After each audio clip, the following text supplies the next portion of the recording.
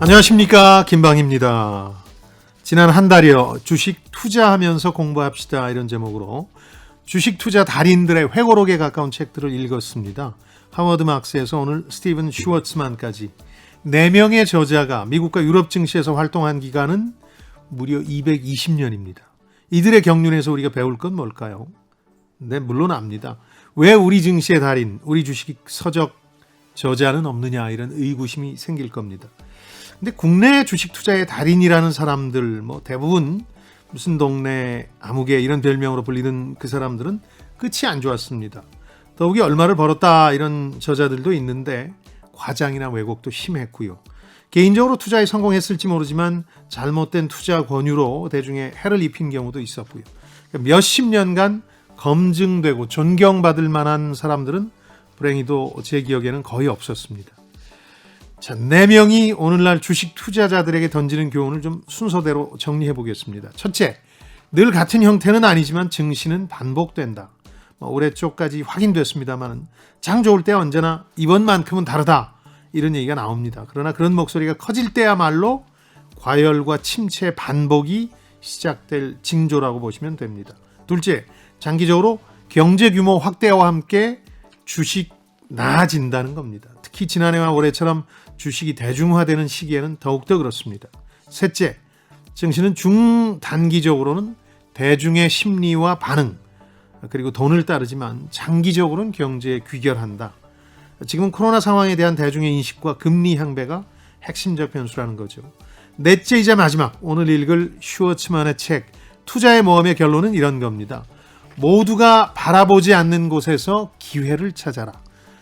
당사자는 새로운 유형의 사모펀드를 만드는데 이 법칙을 활용했습니다만 제가 투자자들께 권하고 싶은 건 종목을 고를 때 이 원칙, 모두가 바라보지 않는 곳에서 기회를 찾아라라는 원칙을 활용하라는 겁니다. 모두가 바라보고 있는 것을 살필 게 아니라요.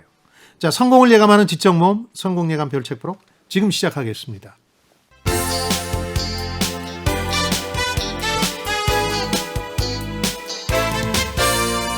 KBS 1라디오 성공예감 김방희입니다.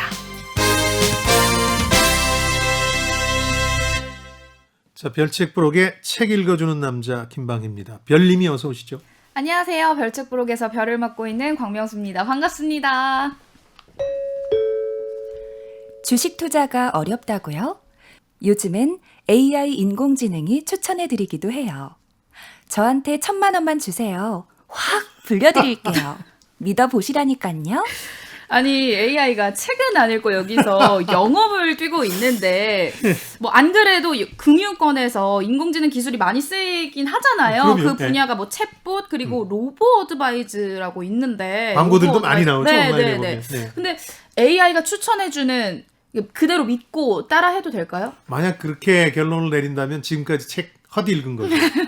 책 읽으면서 우리가 어떤 결론 내렸습니까? 이 증시라는 게 심리가 심지어는 90%일 때도 있다. 네. 근데 AI는 여러 가지 자료를 취합해서 종목을 추천해 줄 수는 있지만 사람의 심리를 읽을 수 있겠습니까? 저희가 속이 부글부글 끓는 걸 저 AI가 어떻게 알겠습니까? 네. 그러니까 참고는 할 수 있겠지만 결코 본질적인 추천이라고 생각하시면 안 된다. 이렇게 말씀드리고 싶네요. 역시 심리를 잘 다스려야 하는 것 같아요. 이렇게 열심히 공부를 하고 있는데도 불구하고 이런 말에 흔들리는 제가 참 아쉽네요. 예. 저는 가끔 흔들릴 때가요. 투자 때문이 아니라 네. 별책 부록과 관련해서 이런 질문을 받아요. 오호. 얼마 전에도 후배 기자분들이 질문하던데 그 책 정말 다 읽어요? 그렇게 네. 두꺼운 걸 매주? 저도 그 질문 많이 받습니다. 근데 저야 사실 경제경영 제가 하는 분야고 읽은 책도 덜어 있고 그러다 네. 보니까 수월하게 읽는데 광명수 씨는 정말 본인이 할 수 있는 범위 내에서 최선을 다해서 부지런히 읽는다는 걸 제가 네. 보장할 수 있습니다. 물론 저도 하루를 거의 일요일 저녁을 통틀어서 밤새워가면서 읽습니다. 우리 소장님은 하루면 되지만 저는 일주일 내내 그러니까요. 책과 씨름하고 있습니다. 열심히 읽도록 하겠습니다. 대신 분명히 나중에 남을 거고요. 네, 이 지식이 축적돼서 굉장해질 겁니다. 더 노력하겠습니다. 예. 댓글 좀 볼까요? 네, 샵 9730 KBS 콩 그리고 유튜브를 통해서 많은 의견 보내주셨습니다. 유럽의 전설적인 투자자죠. 앙드레 코스톨라니가 쓴 투자는 심리 게임이다. 지난 시간 읽어봤는데요. 예. 먼저 양재근님, 군대에서 정찰을 나가면 천병이 먼저 가고 본대가 좌우 살피면서 뒤따르고 후방 경계가 뒤따릅니다. 주식 투자도 이렇게 해야 하지 않을까요? 해주셨는데 예.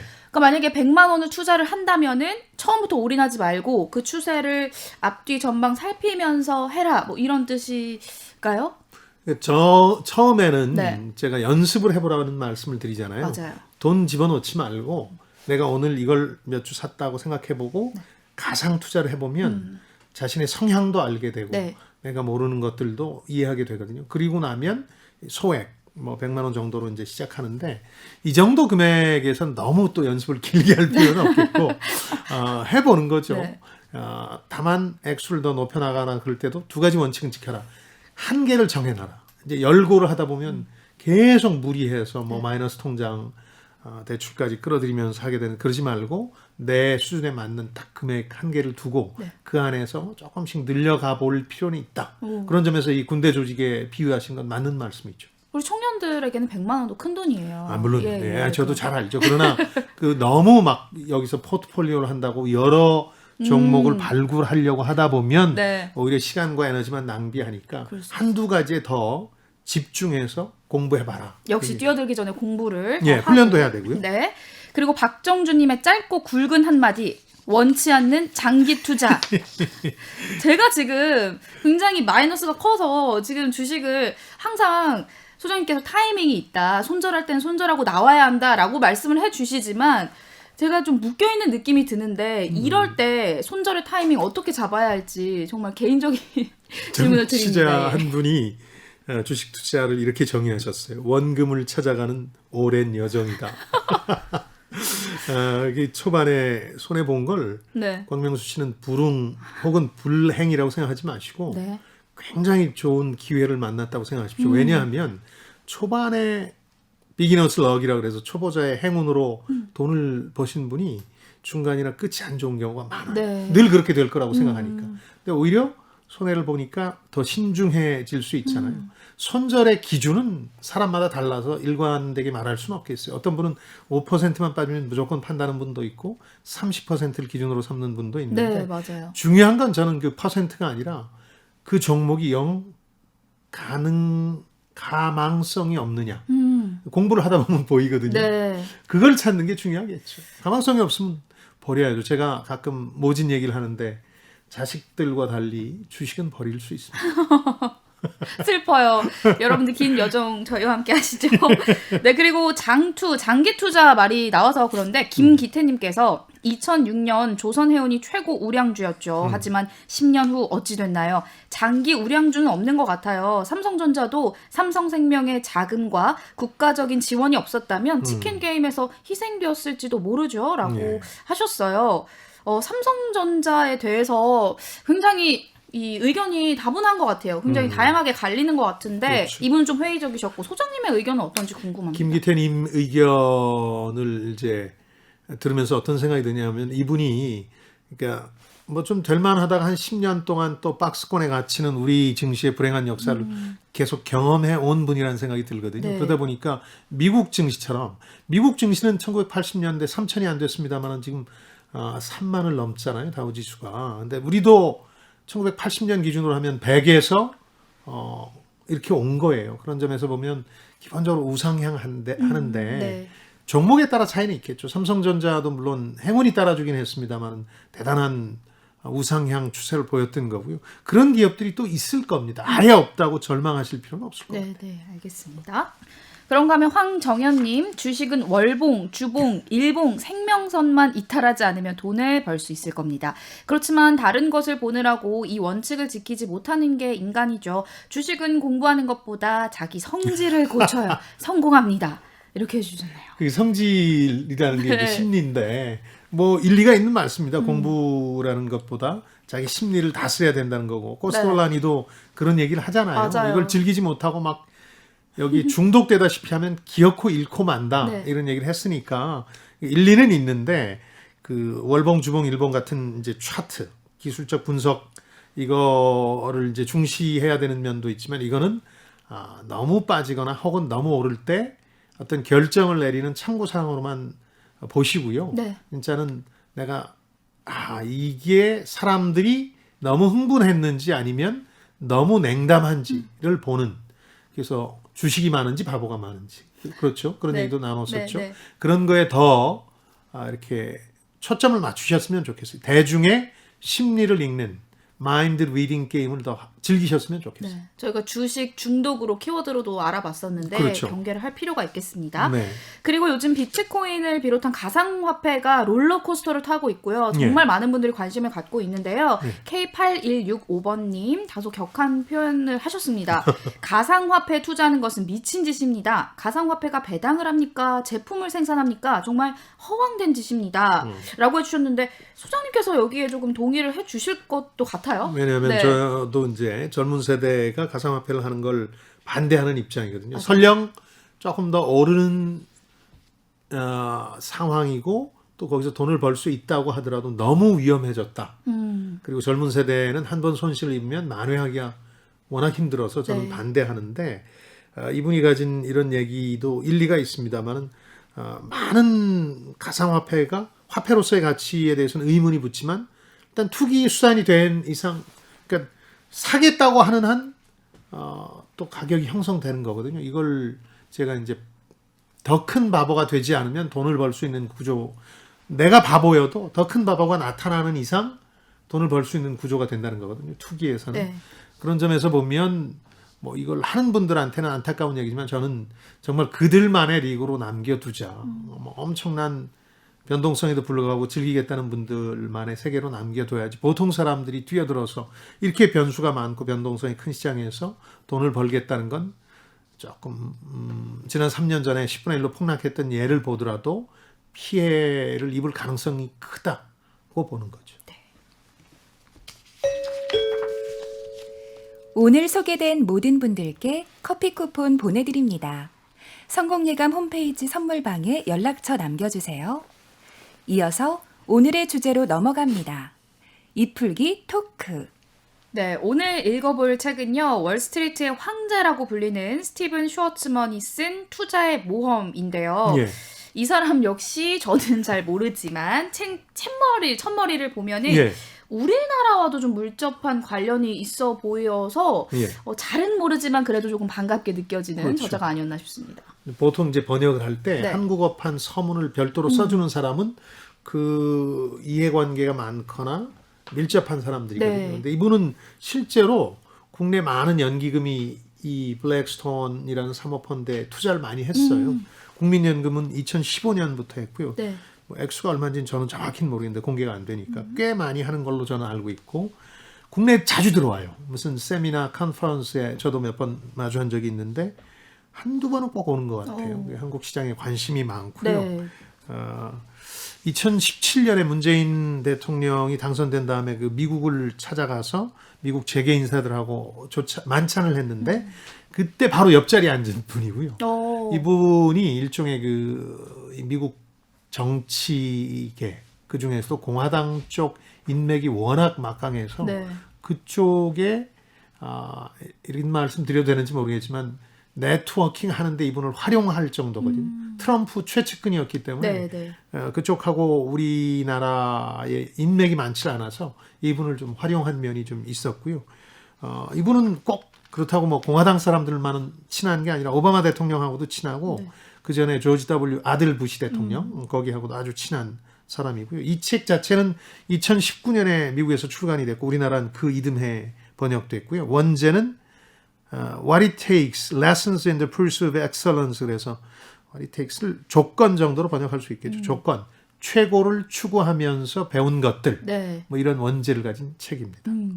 이분이 세운 게 블랙스톤, 그렇죠? 예. 여기가 사모펀드라고 보면 되잖아요. 그렇죠, 근데 사모펀드죠. 사모펀드 하면은 일단은 우리나라에서는 인식이 일단은 좋지를 않잖아요. 예. 실제로 그리고 말들이 참 많았어요. 뉴스에도 많이 오르락내리락 했고요. 우리나라는 미국과 좀 달리 지금 막 사모펀드를 키우는 단계인데 네. 워낙 빨리 키우려다 보니까 자본과 관심 사람이 이쪽으로 많이 몰렸고 그중에 노골적인 사기도 있었고 사모펀드라는 이름하에 또 하나는 성격이 별로 안 좋은 사모펀드인데 위장 불안전 판매를 해서 펀드 자금을 모은 경우도 있고 근데 미국은 이미 워낙 그 시장에서 큰 비중을 차지할 정도로 사모펀드 시장이 발달해 있어요. 네. 그러니까 전통적으로 우리가 알고 있는 증권사는 미국에서는 투자은행이라고 하는데 인버스먼트 뱅크라고 그러는데 여기는 세 가지의 돈벌이가 있어요. 뭐냐면은 자기 가장 많은 게 이제 수수료 받고 남의 주식 거래 해주는 거. 지금은 수수료가 많이 온라인 증권사들 때문에 낮아지고 있습니다만은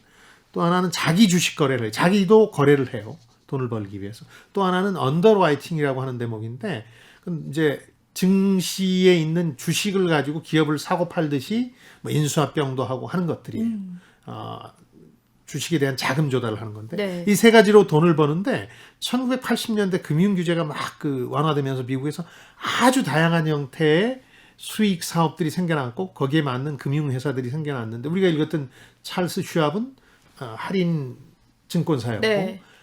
굉장히 많이 하이힐드 채권 얘기도 우리가 읽었잖아요. 그런 시장들이 생겨나는데 이분이 한 게 사모펀드인데 그 전까지는 돈 많은 사람들이 그냥 사적으로 돈 모아서 투자하던 걸 이 사람은 이걸 아주 공론화 시켜가지고 엄청난 돈을 끌어들이고 사람이 아니라 연기금 같은 거대한 돈을 굴리는데 어떻게 투자를 해야 될지 모르겠는 그 돈들을 끌어들여서 세계 최대 사모펀드를 만든 블랙스톤이라는 걸 만든 분이고요.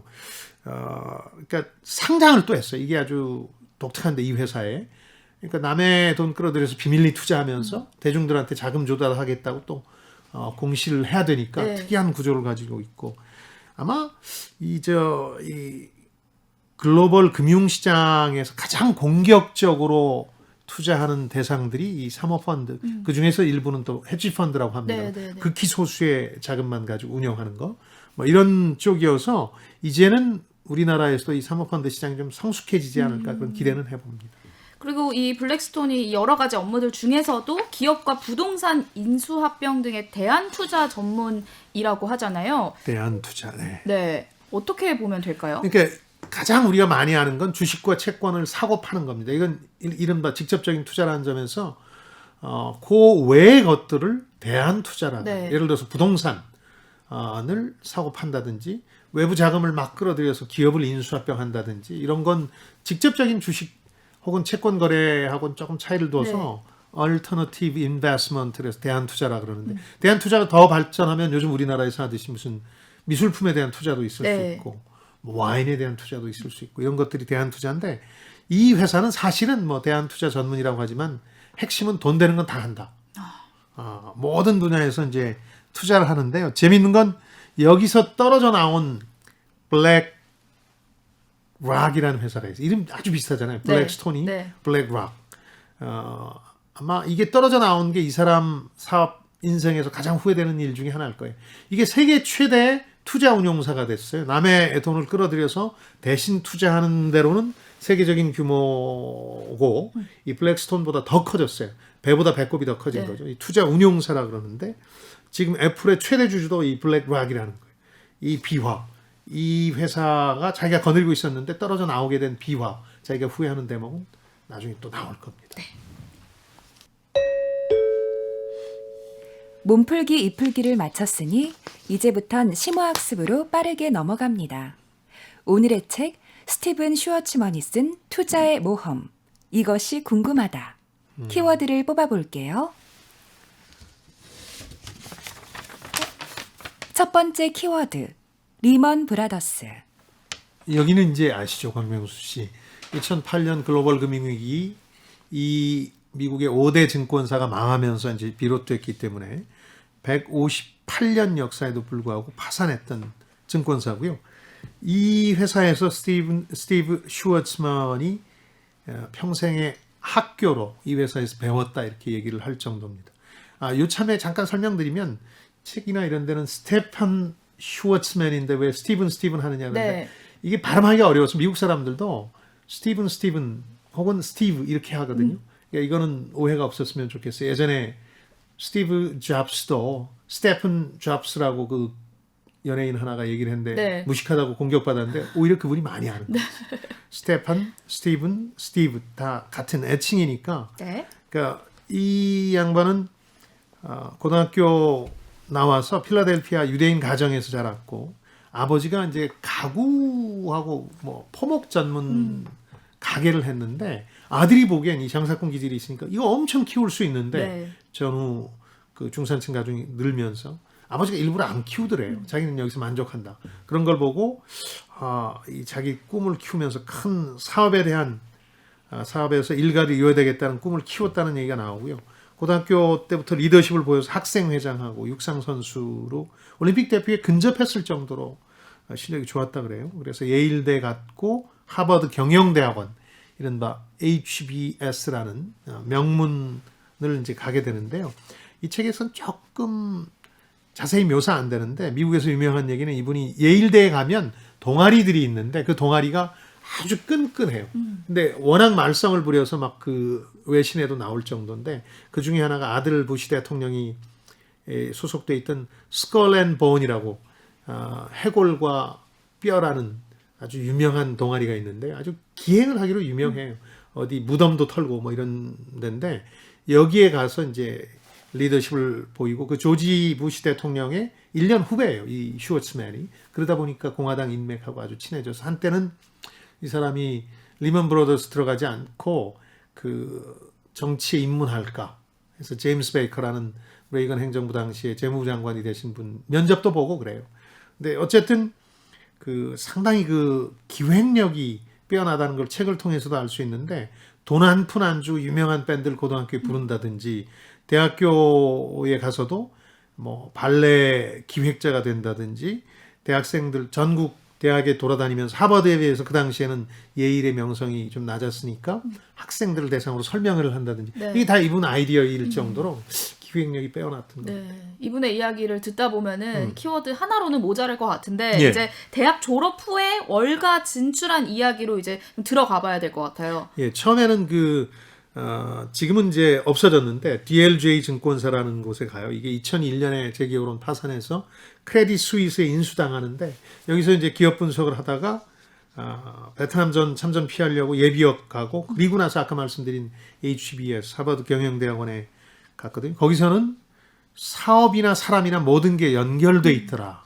이런 가르침을 얻게 되고 리먼 브로더스에 입사하는데 여기서 이 사람 전설이 시작되는 거죠. 네. 6년 만에 파트너가 돼요. 파트장으로 파트너가 되는데 이런 증권사나 법률사무소의 파트너라는 건 굉장히 높은 자리예요. 네. 우리로 치면 그냥 이사라고 번역하지만 주인의 하나가 되는 거예요.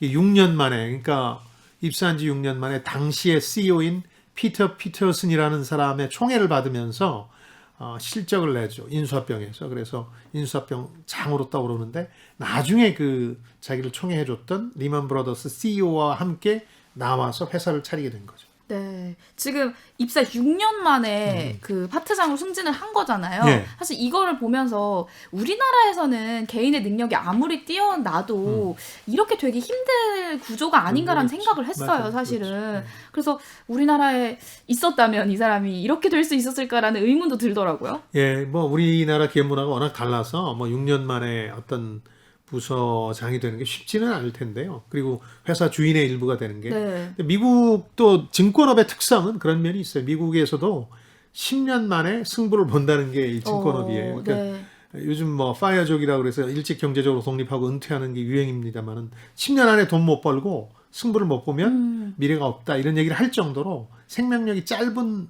직장이에요. 또 증권사. 미국에서도 쉬운 일은 아니군요. 그렇습니다. 네. 근데 우리도 그런 점에서 좀 증권사만큼은 조금 그런 문화로 가고 있는 것 네. 같아요. 일단 일반 대기업하고는 달리. 네, 그리고 대단한 분인 건 뭐 사실이에요. 어려서부터 자신이 조언을 구하고 싶은 사람들에게 쉴 새 없이 찾아가고 연락하고 계속 그렇게 이 자문을 구했거든요. 네. 역시 세계 최대의 사모펀드가 될 만큼 투자 자금을 구하는데도 그런 기질이 한몫을 했다라고 봐도 되는 걸까요? 많은 젊은 분들이 이 직장인도 그렇고 학생도 오해하고 계신 게 높은 자리에 가면 아무것도 안 하고 비싼 연봉을 받을 수 있다고 생각하시는데 높은 자리 가면 똑같은 일을 하게 되는데 그게 뭐냐면 영업이에요.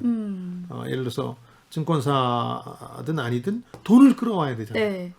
일종의 영업을 해야 되는 거예요. 이 사람은 그 영업을 잘할 기질을 고등학교 때부터 보였던 것 같아요. 네. 쉴 새 없이 사람들한테 연락을 해요. 아니면 말고 이런 거죠. 저 좀 만나 주실래요? 제 인생에 조언 좀 해주실래요? 그러니까 그게 하고. 일종의 영업이었던 거예요. 그렇죠. 영업 능력이 되는 거죠. 낯선 사람한테 전화하고 연락하기 얼마나 힘든 거예요. 자존심도 좀 굽혀야 되고. 네. 근데 계속 했고 이 사람의 신념은 100명 하다 보면 1명 얻어 걸린다. 이런 게 영업의 마인드죠. 네. 그래서 실제로 이 사람 저는 몰랐는데 이 책을 읽으면서 알게 된 게 자기 그 선배긴 하지만 네. 동아리 선배긴 하지만 그 에버럴 해리먼이라는 사람을 직접 찾아가서 대학 시절에 만난 얘기가 나오는데 그건 상상도 할 수 없는 거물이거든요, 이 사람은. 근데 뭐 이 사람 집안 배경으로 한 게 아니라 자기가 편지를 써서 제발 만나주세요. 네. 제가 조언을 요청드리겠습니다. 해서 만나서 그분이 무슨 얘기를 하냐면 넌 부잣집 애도 아니고 지금 당장 무슨 정치를 한다거나 이런 게 도움이 안 될 테니까 우선 돈을 벌어라. 이런 조언을 해준 덕분에 금융기관으로 가게 된 거거든요. 네. 월스트리트로 가게 된 거예요. 그런 점에서 보면 참 그 대단한 이 능력을 가진 사람이라고 네. 봐야 되겠죠. 예. 또 여러 가지 일화가 있는데 책의 첫 부분에는 1985년에 창업 후에 투자 자금을 구하기 위해서 MIT 대학 기금 담당자를 찾아가는 얘기도 나오거든요. 예, 맞아요. 그러니까 이런 자신감, 배짱이 정말 그게 어렸을 때부터 이제 형성이 됐다라고 보면 될까요? 그렇죠. 그러니까 이 책을 보면 맨 처음도 MIT로 시작하고 끝도 MIT로 끝내는데 네. 뭐 일부러 그렇게 구성을 한 거죠. MIT 대학 연기금이라는 게 있습니다. 대학마다 하버드대 기금 같은 경우는 규모가 우리나라 국민연금엔 못 미치지만 대단해요. 그러니까 그런 걸 유치해 와야 되잖아요. 영업을 해야 되잖아요. 딱지 맞아요. 그리고 나서 30년 후에 그 MIT 대 총장과 함께 자기 이름이 붙은 일종의 그 코스, 네. 대학을 하나 만드는 과정으로 끝나거든요. 네. 대단한 반전 아니에요? 그렇죠. 이 사람의 그런 용기, 낯선 사람들한테 만나서 설득시키는 능력 이런 것들을 보여주는 예라서 그렇게 구성한 것 같고요. 이 사람은 특이한 게 아주 공적으로 만나도 사적으로 느끼게 하는 재주가 있어요. 그걸 친화력이라고 불러야 될 텐데 일부러 메모도 안 한대요. 메모를 하는 순간 상대는 이제 비즈니스 하는구나 하고 경계하게 되니까 네. 모든 걸 암기하는 거죠. 기억하는 거죠. 그 사람과의 대화를. 네, 네. 친화력과 기억력으로 세계 최대의 사모펀드를 일굴 원동력을 삼았다는 거죠. 네. 드라마나 영화 같은 데서 보면 예. 성공하는 사람들이 그 투자를 받기 위해서 잘 모르는데 막 회장실을 찾아가서 막 두들기고 약속도 안 했는데 이런 장면들 간혹 나오곤 하잖아요. 예. 저는 소장님도 젊은 시절에 그런 일이 있었는지 혹시 찾아가서 조언을 구한다든지 그런 일 소장님께도 투자는 안 해봤고요. 네. 투자는 그렇게 안 해봤고 그래서 일어난 분 투자 받은 적은 없고 이렇게 조언을 구하고 싶었어요. 제가 대학원을 졸업할 무렵에 이 뭐 교수의 길을 갈 거냐 아니면 어떤 뭐 사회 변화의 행로에 동참할 거냐 등등의 네. 고민을 하다가 꼭 만나 뵙고 싶은 분이 있어서 그 당시 이제 민주화 진영의 지도자급 되시는 지금은 돌아가신 분인데 네. 만나 주겠어요? 뭐 저희 같은 학생을 졸업 직전이었는데 몇 차례 그냥 연락을 간곡히 만나 뵙고 싶다 그래서 네. 만났는데 오. 그분이 그런 얘기를 해주셨어요. 지금은 공부를 더 열심히 하는 게 중요하다. 당신들의 세상이 온다. 당신 세대의 세상이란 뜻이겠죠. 네. 제 세상이 아니라. 그래서 그 공부를 더 해야 되겠구나. 어. 책도 더 읽어야 되겠고 하는 깨우침을 받게 됐고요. 저는 그런 기억 때문에 젊은 분들이 좀 도와달라고 하면 웬만하면 도와드리려고 하는 거예요. 네. 얼마 전에도 어떤 대학생 하나가 토론 청년 정책과 관련한 토론 프로그램을 만들었는데 아마 섭외가 쉽지 않았던 모양이에요. 저보고 와달라 그래서 가서 해줬어요. 10명 정도 모임이었는데 그거는 누군가 그 기억을 간직하게 되면 훨씬 더 용기를 내서 도전할 수 있을 것 같아서 저는 그런 일을 한 건데 그렇게 해야 돼요. 이 사람 설마 만나주겠어? 네. 이런 사람을 찾아서 만나야 된다. 그런 두려움이 막연하게 있죠. 그렇죠. 다음 주제로 넘어갈게요. 두 번째 키워드, 블랙스톤. 아까 리먼 CEO로 이 저자를 총애했던 피터 피트만 얘기를 했었잖아요. 피터슨 얘기를. 근데 이 사람이 10년 동안 최고 경영자로 지내다가 후배들 음모에 밀려나요. 네. 쫓겨나니까 자신을 알아준 그 상사를 모시고 1년 동안 준비를 하면서 블랙스톤이라는 사모펀드를 창업하는 겁니다. 1985년에. 근데 그 이름이 저도 몰랐어요. 미국에서도 그 궁금하고 그래서 몇 번 여쭤봤는데 아는 분이 별로 없던데 책에 나오더라고요. 슈워츠가 독어로 이제 검은이라는 뜻이고 피터슨의 그 그리스 이름인데 페트로폴로스라는 게 돌이라는 뜻이어서 그 성에서 그 이름을 따서 블랙스톤이라는 거였고요. 이것도 되게 고민 많이 했다라고 하잖아요. 그래서 그냥 평범하게 하기로 했다고. 그러니까 그 처음 투자 펀드를 구하려고 그럴 때 리먼이라는 회사 안에서는 유명했지만 그냥 개인이니까 얼마나 어려웠겠어요. 1조 원 10억 달러 운용자금 모집이 목표였는데 그 아까 MIT 대학 같은 데 가서 빗줄 딱 맞고 거절당하고 하면서 막 어렵게 모아서 성공하게 되는데 이 모금을 하게 되는데 결정적인 건 일본이었어요. 일본이 1985년이 언제냐면 막 달러가 넘쳐나서 해외에 많은 자산을 사들일 텐데 일본의 2위 증권사였던 니코 증권사가 미국에 투자하는 방법이라든가 이런 걸 몰라서 헤매고 있을 때 이 블랙스톤 통해서 합작 회사를 만들어서 투자하면서 돈이 이제 모이기 시작하는 거죠. 그러니까 처음 창업할 때는 일본의 도움이 결정적이었다고 볼 수 있는 거죠.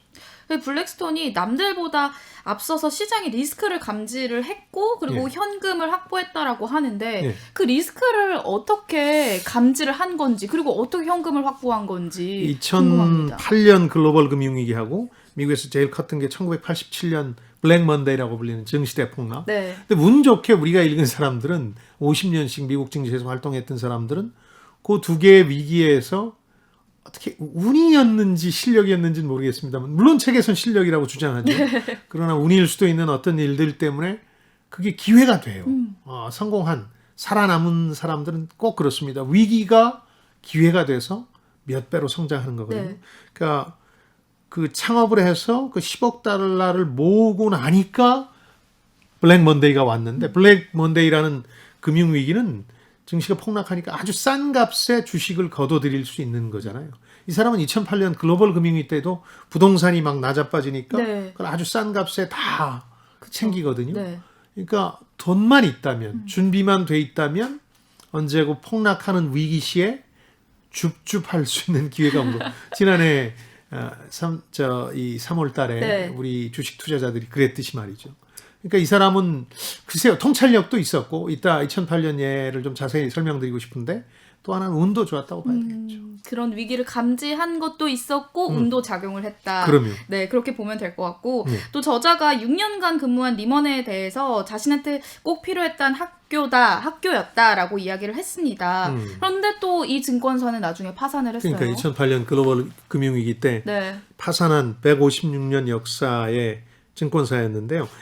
반전이 있는 거죠. 내쫓아요. 상당히 잘하던 그러니까 흑자로 돌려세운 피트 피터슨이라는 사람을 CEO에서 후배들이 내쫓고 루 글로스먼이라는 사람이 CEO가 됐는데 그 다음부터 급전직하하기 시작해서 이 단독 CEO가 이제 막 기업 어음거래 같은 리스크가 큰 거래를 하다 위험해져서 아멕스라고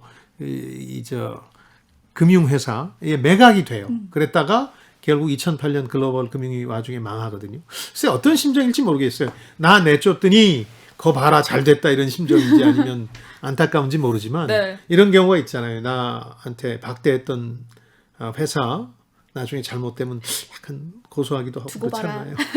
그렇죠.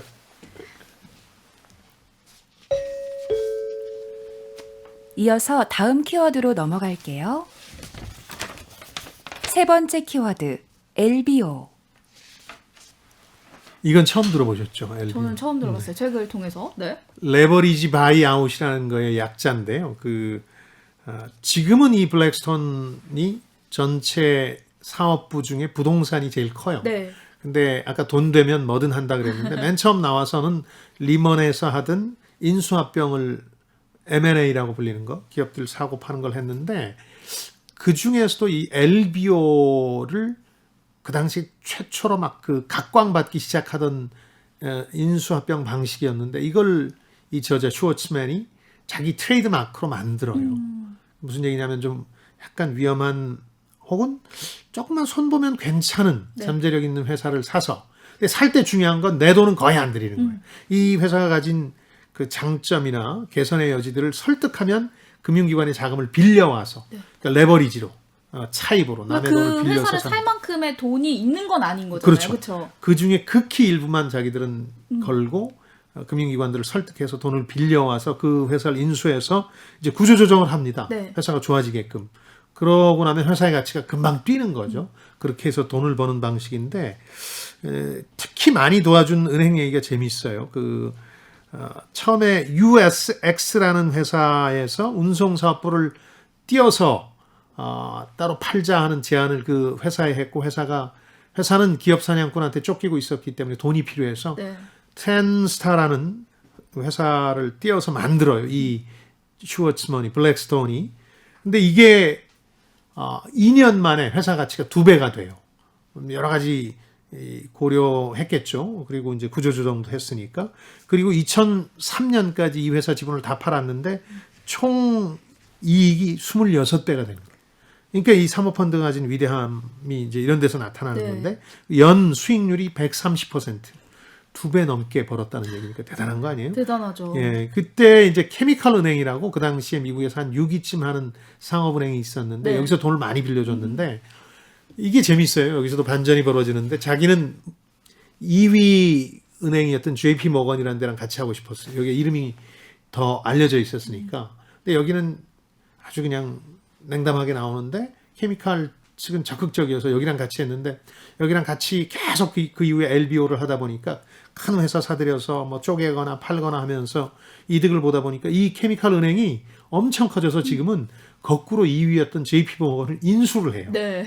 그러니까 운명의 반전이 또 벌어진 거죠. 그래서 지금은 블랙스톤하고 케미칼 은행이 같이 성장한 파트너가 된 거죠. 먹고 먹히는 게임같이 들리는데 그러네. 또 저자가 투자 사업과 관련해서 평생 후회하는 일이 2가지라고 했는데 예. 이제 그 중에 하나가 블랙록이라는 세계 최대 투자 운용사와 관련된 것이라고 이야기를 했습니다. 그렇죠. 어떤 일 때문에 이렇게 말을 했는지 말씀 이 좀 사람은 해주시죠. 사실 금융계에 있는 사람은 다 아는데 레리 핑크스라는 사람이 있어요. 이 사람은 장기 주택담보대출 모기지라고 불리는 거. 네. 이 시장에서 아주 큰 거물이었는데 퍼스트 보스턴이라는 증권사에서 쫓겨나요. 이 실수를 해서 부하 직원이.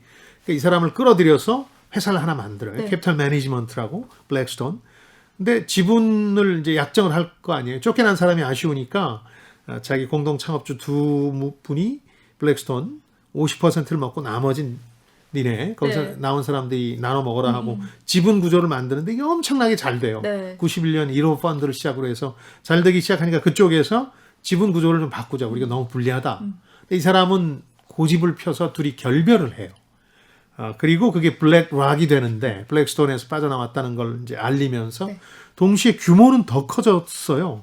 그러니까 굴리는 돈의 규모로 보면 여긴 모든 투자 운용을 대행하니까 사모펀드 수준을 넘어섰기 때문에 지금은 한 10배 차이가 나는 것 같아요. 네. 그래서 후회하는 거죠. 그- 내가 그 회사를 혹은 그 사람을 그냥 거느리고 있었으면 골드만삭스를 앞지르는 세계 최고의 네. 금융회사가 될 수 있었는데 하는 후회를 하는 결국 블랙록이 글로벌 금융시장 거물로 훨씬 더 큰 거물이 되어버린 거죠. 성장을 한 겁니다. 그 한마디로 LBO라는 게 예. 사모펀드가 금융기관에 돈을 빌려서, 그러니까 내가 그만큼의 돈은 없는데 빌려서 기업을 인수한 후에 몇 년 후면 되팔고 그 안에 차익을 버는 건데 그렇죠. 이거를 좀 자영업에 좀 대입을 해볼 수 있을까요?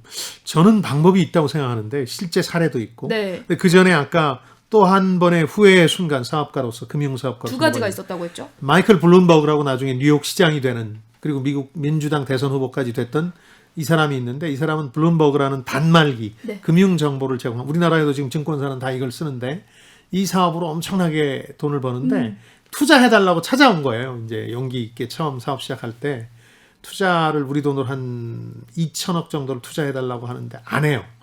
좀 이 사람은 신중한 편이니까 이 슈워츠먼이 안 했는데 그때 만약 1억 5천만 달러를 투자했으면 80억 달러 한 70배 이상 버는 거였는데 네. 왜 내가 그때 안 했는지 모르겠다. 이런 후회를 하는데 이렇게 성공한 사람들도 어떤 결정적인 판단의 순간에 오판할 수 있다는 거 이런 사례로 기억해 두셨으면 좋겠고 자영업의 LBO 같은 걸 하자는 게 뭐냐면 네. 예를 들어서 장사의 신이라는 일본인이 쓴 꽤 유명한 베스트셀러가 있습니다. 국내에 네. 번역되어 있는 것 중에. 거기 주인은 그 주인공은 새로운 가게를 열 때 자기 종업원이나 아르바이트생이었던 사람을 가게를 열게 해줘요. 다 빌려줘요. 돈도 빌려주고 노하우도 전수해주고. 네. 그러고 프랜차이즈가 아닌 프랜차이즈 개념이 되는 거죠. 계열사긴 한데 이 종속된 관계는 아니에요. 다 장사가 잘 돼요. 그래서 일본에 한 260개 정도의 점포를 열었는데 그 사람 지로는 그렇게 해서 후배들을 키우는 것이 자기 즐겁기도 하고 물론 자기도 이득을 볼 테고요. 그 중에서 빌려준 돈에 대해서. 네. 그러다 보니까 장사의 신소리를 이제 듣게 되는 사람인데 이렇게 LBO라는 게 비난도 많이 받는데 새로운 자본 없는 사람들에게 사업의 기회를 열어주는 측면도 있는 것 같아요. 지금 여러분께서는 주말에만 만나는 성공예감 별책 부록을 듣고 계십니다. 오늘 들려드리는 책은 스티븐 슈워츠먼이 쓴 투자의 모험입니다. 이어서 다음 키워드로 빠르게 넘어갑니다. 네 번째 키워드, 부동산. 이 부동산이 지금은 최대 사업부다 이런 말씀을 드렸는데 아주 절묘하게 어려워질 때마다 부동산이 값싸게 매물로 나올 때마다 많이 사들여서 돈을 많이 벌어요. 80년대는 미국의 S&L 사태라고 그러는데 저축대부조합이라는 게 막 우리로 치면 저축은행 같은 건데 막 부실화돼서 무너졌어요. 네. 이때 여기가 가지고 있던 부동산이 싸게 많이 나왔거든요. 이걸 거의 그냥 알짜배기들 샀고 지금은 한 250조 정도 굴리는 최대 사업부가 됐는데요. 또 글로벌 금융 위기 이후에는 또 부동산이 폭락했잖아요. 이때 이 사람의 통찰력이 어느 정도 작용해요. 한 1년 전부터 이제 끝물이다. 네. 부동산이 계속 보고 부동산 거래를 막 재촉을 해요. 특히 그 미국 최대 부동산 재벌 중에 하나였던 이퀴티 프로퍼티라는 회사가 초기 고객이었는데 이 사람이 자기 걸 팔겠다고 주관사가 돼달라고 이걸 좀 팔아달라고 네. 의뢰를 하니까 이거 봐라 지금 한도 끝도 없이 올라갈 것처럼 그러고들 있는데 시장에서는 이런 부동산 재벌이 팔아달라는 얘기는 끝물이라는 뜻 아닌가 하면서 이 사람의 주식을 부동산을 사서 막 쪼개서 팔기 시작하는데 산 날 무려 절반을 이미 사전에 준비를 해서 팔아버려요. 그리고 나서도 글로벌 금융위기 부동산 폭락기에 손해를 본 게 아니라 싸게 나온 매물들을 대거 사들이면서 부동산으로 제일 큰 돈을 벌어요. 네. 그래서 블랙스톤이 그야말로 글로벌 금융시장의 거물이 된 계기가 2008년 글로벌 금융위기 때 부동산으로 그렇게 된 거고요. 최근에는 별의별 사업을 다 합니다. 부동산 관련해서. 아예 그냥 대규모로 지역별로 아파트들을 사서 임대해주는 바이 앤 렛 사업 모델이라고 그런 것도 하고 우리나라에도 들어올까 말까 지금 논란 많은 레고랜드라든가 네. 각종 테마파크도 여기서 많이 사들였고요. 힐튼이라고 호텔 체인 중에 제일 큰 것 중에 하나 네. 있는데 그것도 여기서 인수해가지고 수익성을 냈던 경험이 있습니다. 네. 일단 아까도 돈이 되면 뭐든지 한다라고 말씀을 해주셨는데 이 사모펀드 인식이 안 좋은 게 일단 돈이 되면은 막 달려들었다가 기업도 부동산도 다 이제 사들이는 거죠. 그 후에 이제 회사도 쪼개고 그 안에 직원들도 자르고 이런 패턴들이 이어지기 때문에 아무래도 부정적인 인식들이 있는 것 같아요. 영화 그 프리티 우먼에 보면 리처드 기어가 이런 역할을 하는 걸로 네. 나오잖아요. 물론 사랑하는 사람을 만나면서 생각이 바뀌긴 하지만 논란이 많이 됩니다. 그러니까 방식이 남의 돈 끌어들였으니까 빨리 회사를 정상화시켜야 되거든요. 네. 사람을 많이 잘라요.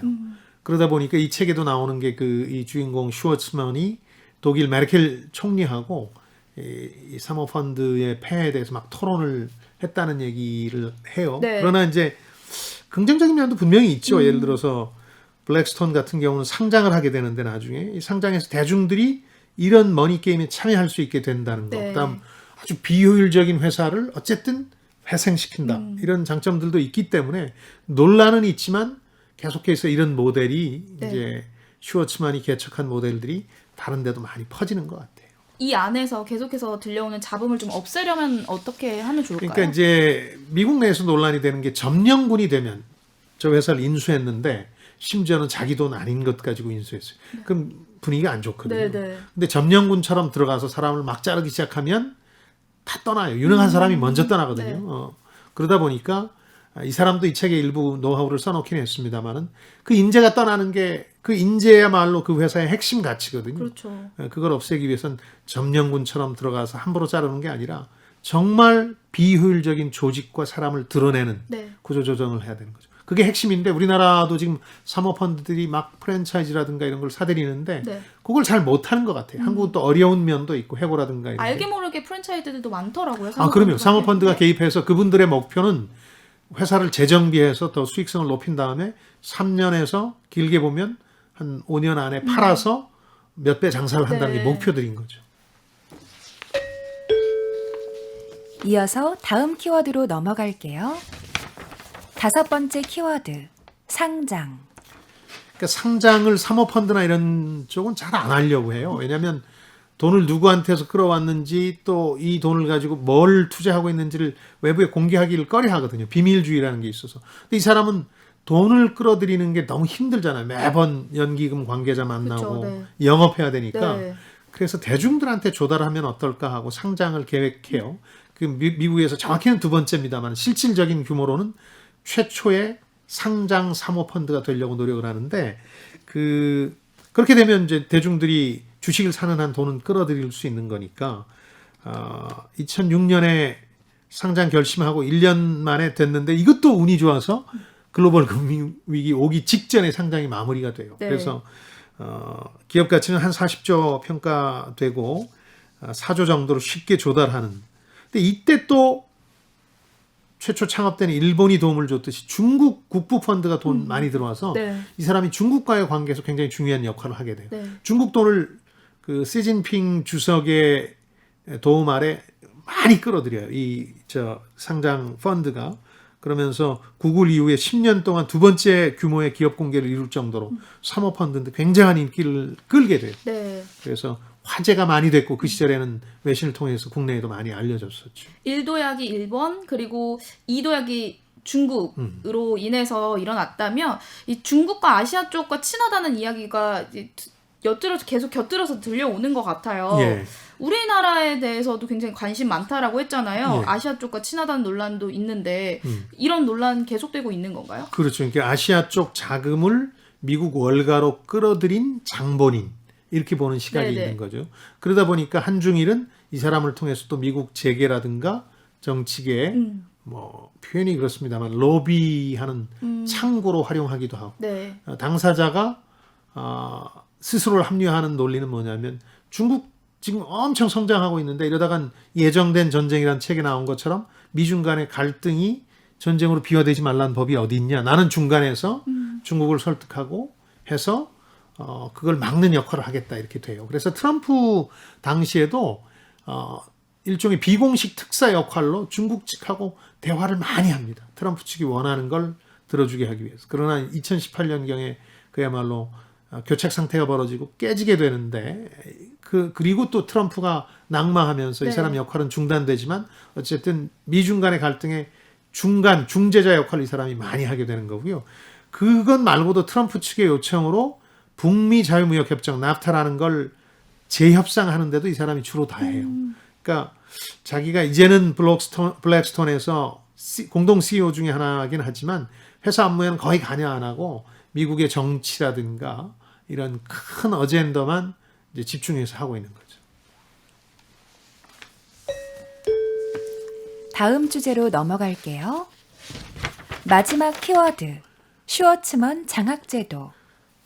이거는 이제 이 사람이 개인적으로 자기 자랑하는 거니까 뭐 뭔가 굳이 알 필요는 없겠다 싶지만 중국을 유학하기를 계획하고 계시나 이런 분들이 굉장히 많이 알기도 하고 알아두셨으면 해서 이제 그걸 따로 뽑았는데요. 미국 엘리트들 커리어 이력서를 보면 절대 빠지지 않는 게 하나 있어요. 영국 유학을 갑니다. 네. 영국 옥스퍼드에 가면 로즈 장학금 제도가 있는데 로즈 펠로우십이 있는데 여기 출신이 많아요. 클린턴이 대표적인데 아주 유명한, 그러니까 비유하자면 이런 겁니다. 영국에서 미국으로 어떤 세계의 주도권은 넘어갔지만 미국에는 오랜 지적 전통이 없으니까 그걸 배우러 영국으로 가는 아주 유명한 사람들의 엘리트 코스가 된 거죠. 근데 이 사람이 생각한 게 자신은 이제 중국하고 친해졌잖아요. 그러니까 중국 명문대 로즈 펠로우십 같은 걸 만들면 어떨까? 그렇게 해서 만듭니다. 네. 중국 최고의 대학이 어디라고 그랬죠? 지난번에 한번 설명드린 칭화대학교. 그 베이징대도 있습니다만 네. 칭화대학교를 거치는데 이 칭화대학교가 미국과의 관계 속에서 설립된 대학교예요. 뭐냐면은 의화단 사건이라고 청나라 말에 그 의화단 사건 외국인 배척 운동이 벌어질 때 미군 개입을 요청해요. 그리고 일이 잘 풀리면 얼마를 갚겠다고 얘기하는데 그 루즈벨트 대통령이 티어도어 루즈벨트 대통령이 그걸 해결해주고 나서 돈을 중국 측이 주겠다고 그러니까 아 우리가 안 받겠다. 네. 중국 교육에 써라 해서 설립된 비교적 친미적 미국 유학을 준비하는 양성소 같은 곳으로 칭화대학이 생겨났고 지금은 최고의 명문대학이 된 거거든요. 이 안에 로즈 장학제도 같은 걸 만드는 거죠. 코스를 만드는 거죠. 그걸 슈워츠만 장학제도라 그래서요. 110명을 매년 전 세계에서 뽑는데 이거 난리도 아닙니다. 여기 네. 들어가려고. 지금 한 10년 가까이 운영되고 있을 텐데 별도의 멋진 건물이 있고요. 그 칭화대학 안에 가보시면 네. 교수진도 중국 반, 외국인 석학 반 해가지고요. 혹시 중국 유학 혹은 그 이상을 계획하고 계신 네. 분들은 그 코스를 노려보셔도 좋을 것 같은데 그걸 만든 사람이 바로 이 오늘 저자인 슈워츠만입니다. 네. 저는 좀 늦은 것 같지만 나중에 제 자식이라도 어떻게 한번 준비를 시켜보도록 하겠습니다. 이렇게 한 달간 주식 공부하면서 투자합시다를 통해서 4권의 책 그리고 저자들을 만나봤습니다. 이번 주 얘기 나눴던 슈워츠먼에게서는 우리가 무엇을 배워야 할지 핵심으로 요약을 좀 해주시자면 아까 MIT 대학에 돈 끌어들이려 갔다 비만 맞고 망신당하는 걸로 시작하잖아요. 네. 그렇게 이제 두 창업자가 40만 달러니까 우리 돈으로 5억이 안 되는 돈으로 시작한 회사가 지금은 어느 규모가 됐냐면 200개 기업 가지고 있고요. 50만 명 종업원 거느리고 있고 여기서 번 돈만 1,000억 달러니까 한 100조 원 정도 벌었고 네. 부동산은 2,500억 달러, 250조 규모의 부동산을 갖고 있는 겁니다. 그리고 자신의 성공 비결을 이 사람은 길게 보고 좋은 사업 기회를 찾은 거라고 얘기하거든요. 저는 주식 투자도 마찬가지라고 생각하거든요. 좀 길게 보고 지금 저평가된 기업을 찾는 옥석을 가리는 작업이 핵심인데 지금 대부분의 사람들은 남이 좋다는 것만 쫓아가고 있거든요.